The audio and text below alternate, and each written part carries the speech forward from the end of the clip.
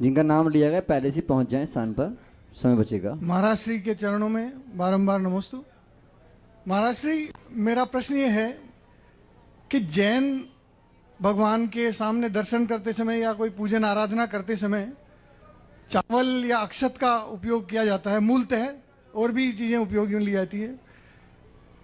तो चावल धान्य का उपयोग ही क्यों किया जाता है, और क्या इसके विकल्प के रूप में क्या किसी और वस्तु का उपयोग नहीं किया जा सकता जो अभक्ष्य हो? ऐसा मेरा प्रश्न है। देखिए, भगवान को द्रव्य चढ़ाई जाती है प्रासुक। प्रासुक यानी धुली हुई और शुद्ध।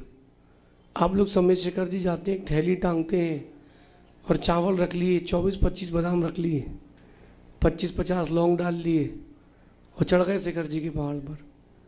ये द्रव्य चढ़ाने का तरीका नहीं है। द्रव्य धुली होना चाहिए। जो बिना धुली द्रव्य चढ़ाते उनको पूरा पुण्य का बंध नहीं होगा, क्योंकि द्रव्य प्रासुक नहीं है। अब आपका प्रश्न है अक्षत, चावल क्यों चढ़ाते हैं? जो चावल होते हैं वो दोबारा उगते नहीं हैं। ये जो मंदिर में चढ़ाए जाते हैं ना, ये आप अगर बो देंगे ज़मीन पे, मिट्टी पर ही उगेंगे नहीं, क्योंकि जिस चावल में छिलका होता है वही बीज बनता है।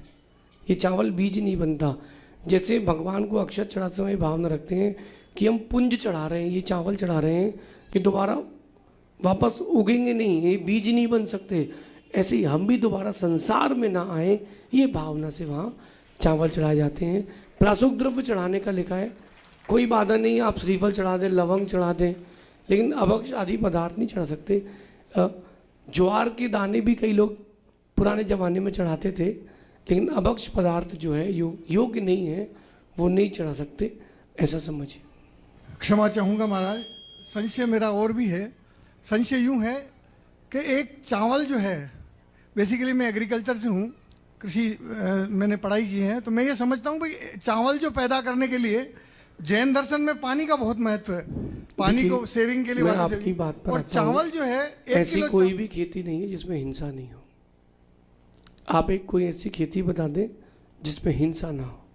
सभी पदार्थों में हिंसा है, लेकिन जब भगवान को चढ़ाते तो हिंसा नहीं देखते। और मैं एक बात करता हूँ, अपन भोजन करते हैं, भोजन करते समय अपन कभी नहीं सोचते कि किस में हिंसा हो रही, किस में नहीं हो रही। बाजार का नमक खाते हैं आप, तो आप जैन नहीं है। बाजार का नमक खाने वाला अहिंसक नहीं है, हिंसक है। क्योंकि बाजार का नमक जब बनता है तो वो कई जीवों के कलेवर भी उसमें वो सब आयोडीन होकर के, आयोडाइज्ड होकर के हो जाता है।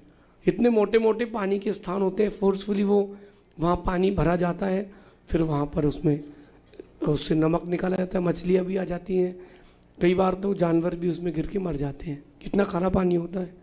तो मंदिर आते समय अगर अपन ज़्यादा सोचेंगे तो नहीं जी पाएंगे।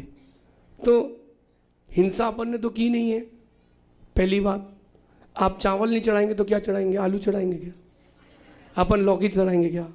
टमाटर चढ़ाएंगे क्या? आप बोलो गेहूँ, तो गेहूँ में हिंसा नहीं होती क्या? बाकी चीज़ों में भी होती है। ये शाश्वत नियम है, इसमें अगर अपन तर्क लगाएंगे तो आपको बहुत अच्छा लाभ मिलेगा। आगम में इसका कोई निषेध नहीं है। ये अपन बोलते हैं हिंसात्मक तरीके से होता है, लेकिन होता है, हम उसका सदुपयोग कर रहे हैं। इसलिए ऐसा समझिए कि अपन अपने जीवन में मंदिर आते समय या मंदिर आने के बाद अगर अपन ज़्यादा सोचेंगे तो आप कोई धर्म नहीं कर पाएंगे। दीपक जलाते ना, फिर अग्निकायिक जीवों की हिंसा, तो दीपक नहीं जलाना चाहिए। और खाना खाते तब कोई बाधा नहीं है। अपन नहाते हैं तो शॉवर का यूज़ कर लेते हैं, गर्म पानी का यूज़ कर लेते हैं, बिना छने पानी का यूज़ कर लेते हैं, लेकिन भगवान के अभिषेक के समय बोले पानी कम यूज़ करो। तो इतना विकल्प नहीं करें। जो चीज़ भगवान को चढ़ाई जा रही है वो रिटर्न में अनंत पुण्य देती है, अगर विवेक से उसका प्रयोग किया जाए तो, ऐसा समझिए।